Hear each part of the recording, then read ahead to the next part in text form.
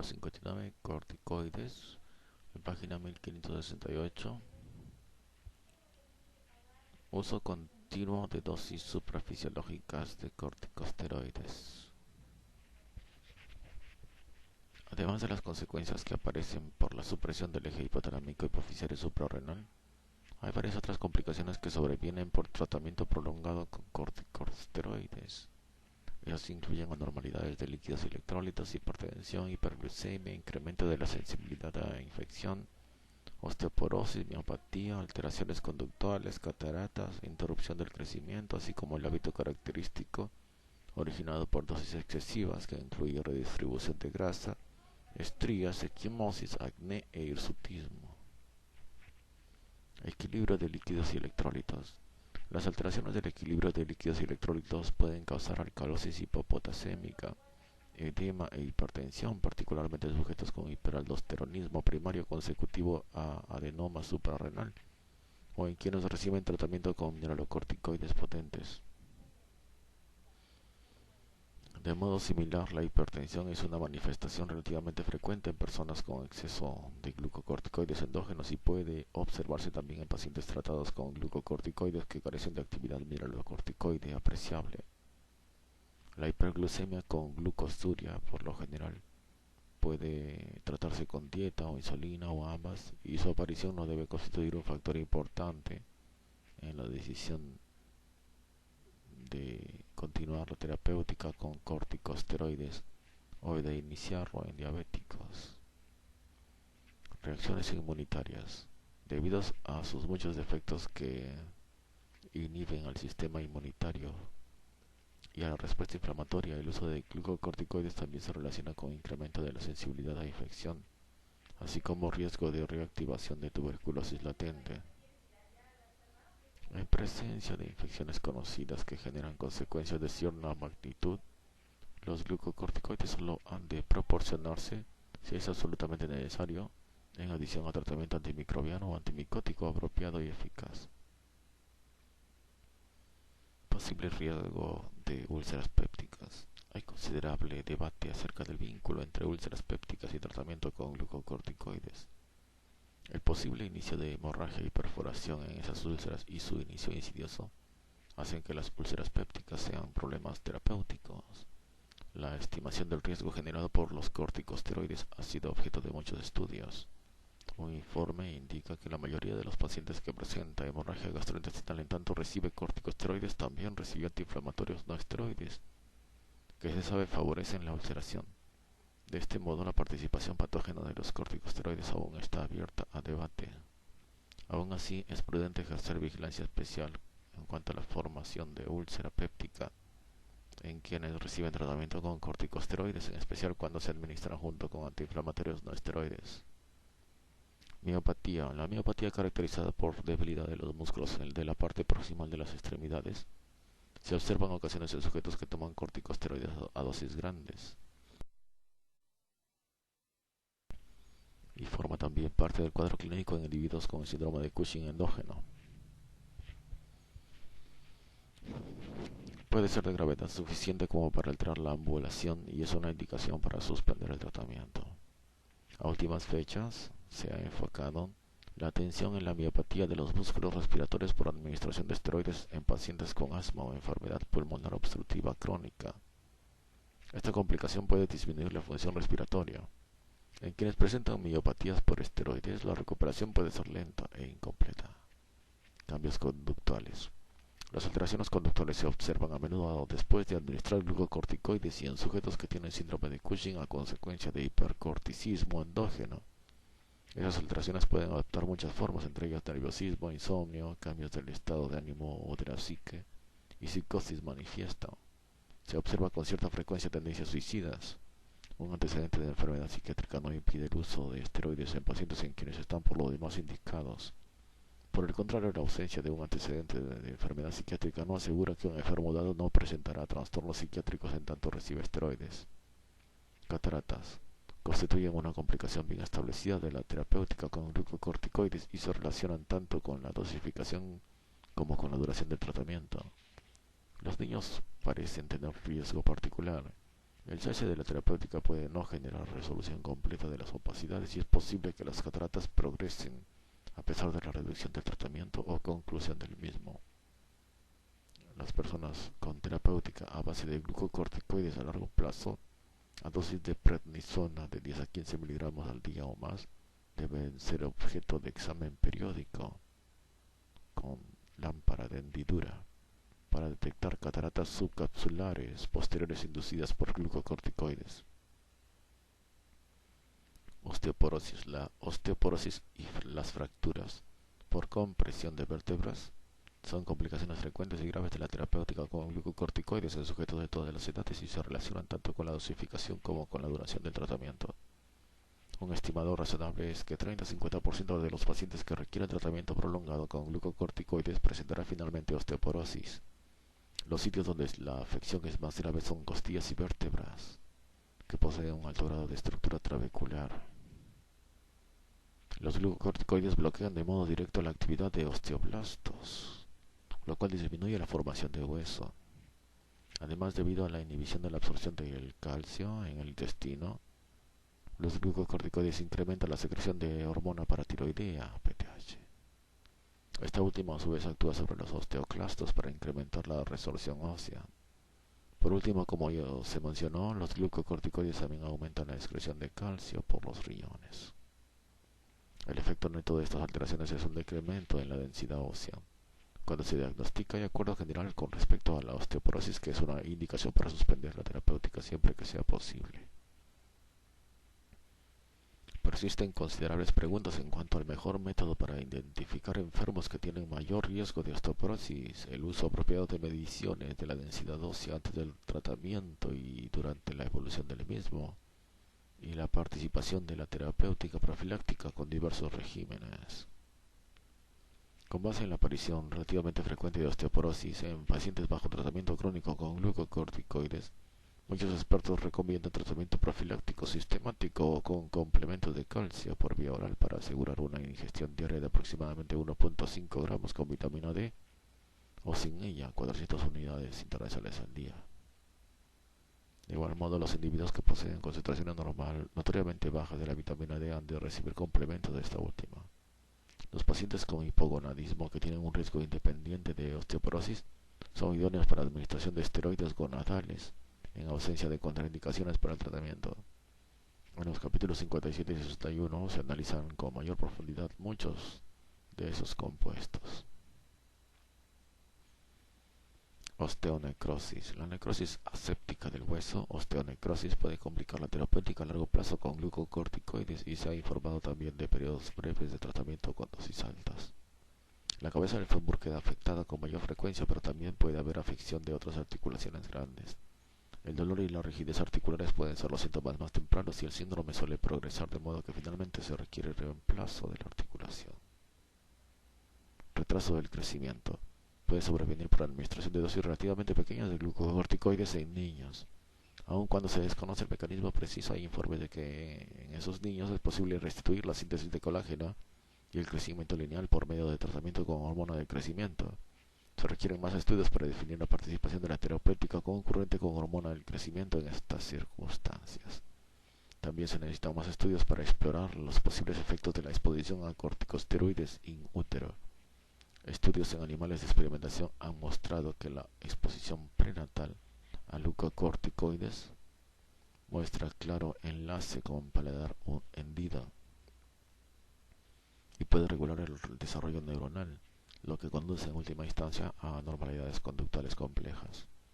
De este modo, si bien las acciones de los glucocorticoides para favorecer la diferenciación celular poseen funciones fisiológicas importantes en el desarrollo de seres humanos durante el periodo neonatal, por ejemplo, la inducción de las enzimas gluconeogénicas hepáticas y producción de agente tensoactivo en pulmones, persiste la posibilidad de que la exposición prenatal a esteroides puede conducir a anormalidades leves del desarrollo fetal.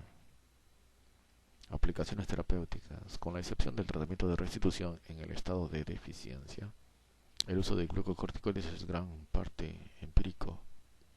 Con base en experiencia clínica extensa, pueden proponerse diversos principios terapéuticos. En primer lugar, dado el número de efectos adversos potenciales y la gravedad de los mismos, La decisión de instituir tratamiento con glucocorticoides y siempre exige consideración cuidadosa de los riesgos y beneficios relativos en cada paciente. Para cualquier enfermedad y en cualquier individuo, la dosis apropiada para alcanzar un efecto terapéutico dado debe determinarse mediante ensayo y error y revalorarse periódicamente a medida que se modifica la actividad de la enfermedad fundamental o conforme aparecen complicaciones de la terapéutica. Una dosis única de glucocorticoides, incluso una grande, virtualmente carece de efectos peligrosos y un tratamiento breve, de hasta una semana, en ausencia de contraindicaciones específicas, tiene pocas probabilidades de resultar peligroso. A medida que la duración del tratamiento con glucocorticoides se aumenta más allá de una semana, hay incrementos relacionados con el tiempo y con la dosis de la incidencia de efectos minusvalidantes y en potencia letales. Salvo en quienes reciben tratamientos de reemplazo de sustitución, los glucocorticoides no son específicos ni curativos y en su lugar proporcionan paliación en virtud de sus efectos antiinflamatorios e inmunosupresores. Por último, el cese repentino de los glucocorticoides después de tratamiento prolongado se relaciona con riesgo importante de insuficiencia suprarrenal, que puede resultar letal. Esos principios poseen varias inferencias para la práctica clínica. Cuando han de proporcionarse glucocorticoides durante periodos prolongados, la dosis debe determinarse mediante ensayo y error y será la más pequeña que alcance el efecto deseado.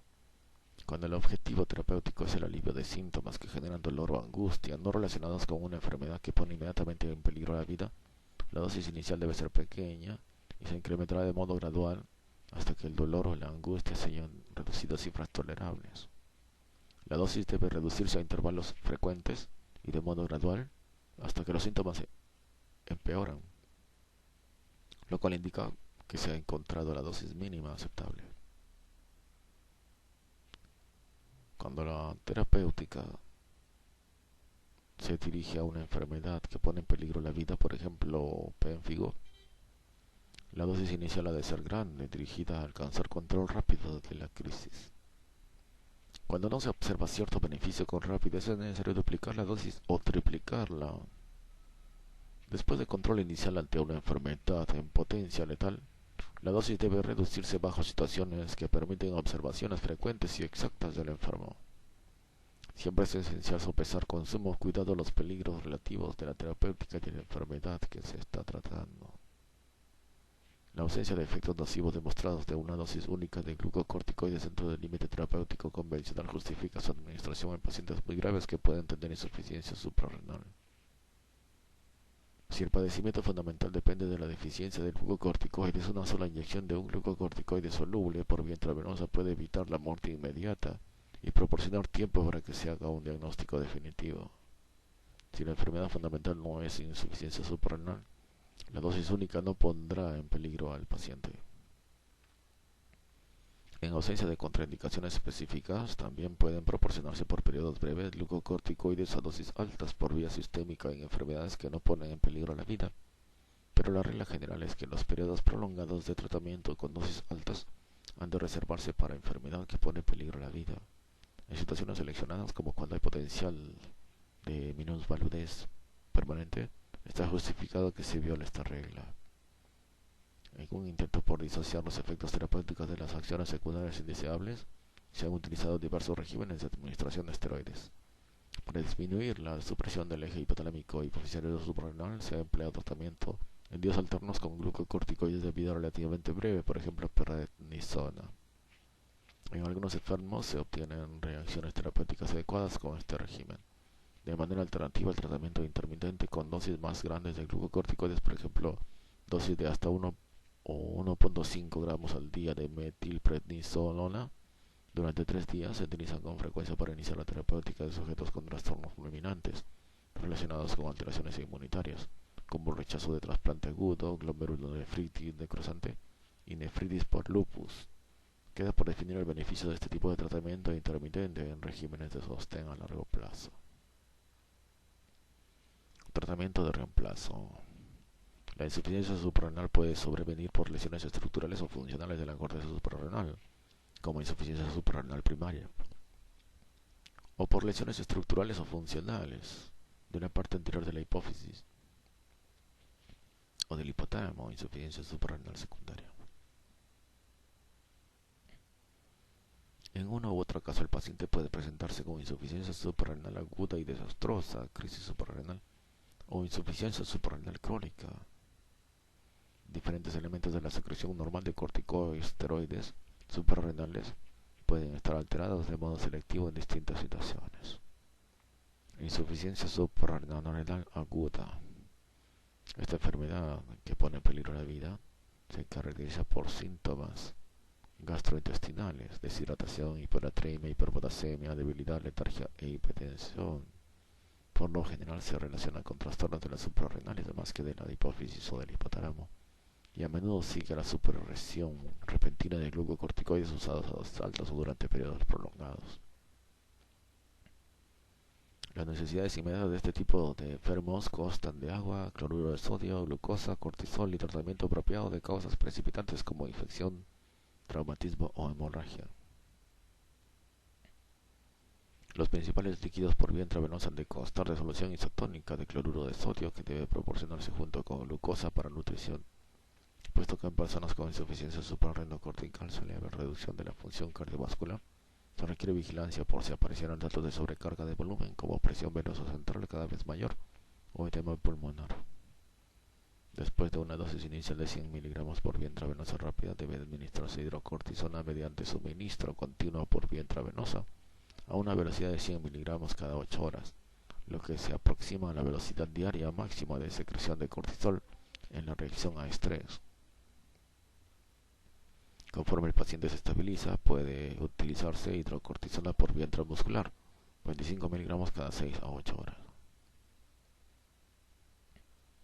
Para tratar insuficiencia suprarrenal aguda sospechada, pero no confirmada, la hidrocortisona se sustituirá por 4 mg de fosfato sódico de dexametasona, puesto que ello no interferirá en la medición de cortisol o en el uso de la prueba de estimulación con gocintropina para valorar el eje hipotalámico hipofisario suprarrenal. La falta de respuesta a la gocintropina en estas circunstancias es diagnóstica de insuficiencia suprarrenal.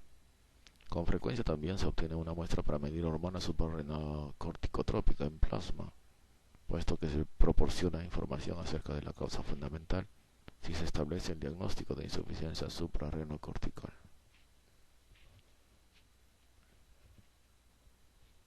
Insuficiencia suprarrenal primaria crónica. Este trastorno depende de la intervención quirúrgica suprarrenal o de lesiones destructivas de la corteza suprarrenal, debidas con mayor frecuencia a enfermedad suprarrenal autoinmunitaria, pero también depende de tuberculosis o hemorragia suprarrenal bilateral. Del mismo modo se reconoce cada vez más que los enfermos con síndrome de inmunodeficiencia adquirida SIDA también pueden presentar manifestaciones de insuficiencia suprarrenal. Los individuos con insuficiencia suprarrenal primaria crónica requieren administración diaria de glucocorticoides en dosis divididas con mayor frecuencia hidrocortisona, 20 mg cada mañana y 10 mg al final de la tarde. Un régimen alternativo consta de acetato de cortisona, 25 mg cada mañana y 12.5 mg al final de la tarde. Es posible que se requiera ajuste de la dosis según la variación individual de la reacción, particularmente en vista del dato reciente de que las velocidades de producción diarias de cortisol en individuos normales son de solo 10 mg por día. Aunque es posible conservar en algunos enfermos el consumo de hidrocortisona y la ingestión liberal de solas, la mayoría de ellos también requerirá tratamiento con un mineralocorticoide. Por lo general se utiliza el acetato de fludrocortisona 0.05 a 0.2 mg al día. La terapéutica se guía mediante la sensación de bienestar del individuo, estados de vigilia, apetito, peso, fuerza muscular, pigmentación, presión arterial y ausencia de hipotensión ortostática. Insuficiencia suprarrenal secundaria. La insuficiencia suprarrenal que se origina por disfunción hipoficiaria o hipotalámica casi siempre se presenta de manera más insidiosa que el trastorno primario, a menos que haya circunstancias precipitantes, por ejemplo, pérdida excesiva de líquido, traumatismo o inanición. Además, los pacientes no muestran el aumento de pigmentación que suele observarse en personas con insuficiencia suprarrenal primaria. La hipoglucemia es una causa frecuente de síntomas y la valoración de laboratorio muchas veces revela hiponatremia por dilución. El uso de glucocorticoides solos, regularmente hidrocortisona, 20 miligramos cada mañana y 10 miligramos cada tarde, por lo regular es adecuada, puesto que las zonas suprarrenocorticales externas que generan mineralocorticoides están preservadas en los trastornos secundarios. Cuando se inicia tratamiento en sujetos con panhipopituitarismo, habitualmente se administra primero glucocorticoides antes de agregar complementos de hormona tiroidea, con base en que la administración de esta última hormona puede precipitar insuficiencia suprarrenal aguda. Durante periodos de estrés, habitualmente se proporcionan dosis más grandes de glucocorticoides, 300 a 400 miligramos al día de hidrocortisona o un equivalente, para aproximarse a los incrementos que sobrevienen con el estrés. Hiperplasia suprarrenal congénita. Este término denota un grupo de trastornos genéticos en los cuales hay deficiencia de la actividad de una de las varias enzimas necesarias para la biosíntesis de corticosteroides. La producción alterada de cortisol, aldosterona o ambos, así como la falta subsecuente de inhibición por retroalimentación negativa, incrementa la liberación de hormonas suprarrenocorticotrópicas o angiotensina 2, o ambas, lo que estimula la producción excesiva de otros esteroides con actividad hormonal que están próximos al bloque enzimático en la vía esteroidogénica. La presentación clínica, los datos de laboratorio y el tratamiento precisos dependen de cuál de las enzimas esteroidogénicas es deficiente, con una gama que varía desde defectos solo en la esteroidogénesis suprarrenal hasta defectos compuestos de la esteroidogénesis suprarrenal y gonadal. En alrededor del 90% de los enfermos, la hiperplasia suprarrenal congénita, CAH-K, depende de mutaciones de la P450 sub-21, la enzima que lleva a cabo la reacción de la 21-hidroxilación. Los pacientes se dividen en clínica en aquellos con hiperplasia suprarrenal congénita clásica, relacionada con defectos graves de la actividad enzimática y que queda de manifiesto por vez primera durante el límite de la edad pediátrica, e hiperplasia suprarrenal congénita no clásica, vinculada con defectos relativamente más leves de la actividad enzimática y que aparece en mujeres jóvenes con signos y síntomas de exceso leve de andrógenos, como hirsutismo, amenorrea, esterilidad y acné. Las mujeres con hiperplasia suprarrenal congénita clásica a menudo nacen con genitales externos virilizados, pseudohermafroditismo femenino, en tanto que muchos niños muestran desarrollo temprano de caracteres sexuales secundarios, como pubertad precoz isosexual. En ambos sexos el crecimiento lineal está acelerado durante la niñez, pero el cierre prematuro de la epífisis reduce la talla cuando se alcanza la madurez. En un subgrupo de pacientes con hiperplasia suprarrenal congénita clásica, la gravedad del efecto enzimático basta para alterar la producción de aldosterona. Esos enfermos son incapaces de conservar el sodio normal y a menudo presentan colapso consecutivo a disminución de volumen. Esos pacientes se denominan perdedores de sal, en un esfuerzo por evitar esos fenómenos que ponen en peligro la vida, particularmente en varones que tienen aspecto por completo normal en el momento del nacimiento. En la actualidad, en diversos lugares se efectúan pruebas de detección en todos los recién nacidos para medir las concentraciones de 17-hidroxiprogesterona, el precursor esteroide inmediato del bloque enzimático. Todos los pacientes con hiperplasia suprarrenal congénita clásica por deficiencia grave de P450 sub-21 requieren tratamiento de sustitución con hidrocortisona o un congénero idóneo, y los que muestran la tendencia a perder sal también necesitan un esteroide que retenga sodio. Los objetivos de la terapéutica son restituir las concentraciones de hormonas esteroides fisiológicas hasta límites normales, así como suprimir la hormona suprarrenocorticotrópica, con lo que se anulan los efectos hormonales de la producción excesiva de andrógenos suprarrenales. La dosis diaria habitual de hidrocortisona es de alrededor 0.6 miligramos por kilogramo al día, en 2 o 3 dosis divididas. El mineralocorticoide administrado es acetato de fludrocortisona 0.05 a 0.2 miligramos al día. El tratamiento se guía por el aumento de peso y talla, por la excreción de 17 cetoesteroides urinarios, o de manera alternativa por las fibras plasmáticas de 17-hidroxiprogesterona, y por la presión arterial. Los brotes repentinos de crecimiento lineal a menudo indican supresión hipoficiaria inadecuada y secreción excesiva de andrógeno, en tanto la falta de crecimiento a menudo sugiere tratamiento excesivo con glucocorticoides. Independientemente de la causa, los individuos con insuficiencia suprarrenal requieren tratamiento a largo plazo con corticosteroides, lo que hace que la educación del paciente sea un factor de importancia en la terapéutica óptima. Todos los enfermos han de recibir instrucciones para utilizar una identificación en la que se detalle su insuficiencia suprarrenal. Ante circunstancias que generan estrés leve, como una infección viral aguda acompañada de fiebre, es necesario duplicar la dosis diaria. En presencia de infecciones importantes se debe triplicar la dosis. Cuando las náuseas y los vómitos hacen que el individuo sea incapaz de retener medicaciones por vía oral durante más de 12 horas, es necesario enseñar al enfermo a proporcionarse glucocorticoides por vía parenteral, por ejemplo, hidrocortisona 50-100 miligramos por vía intramuscular, y debe establecer contacto de inmediato con el médico para obtener más instrucciones. Hasta aquí esta parte 8, es el capítulo, sigue siendo el capítulo 59, página 1572 de corticoides en Goodman.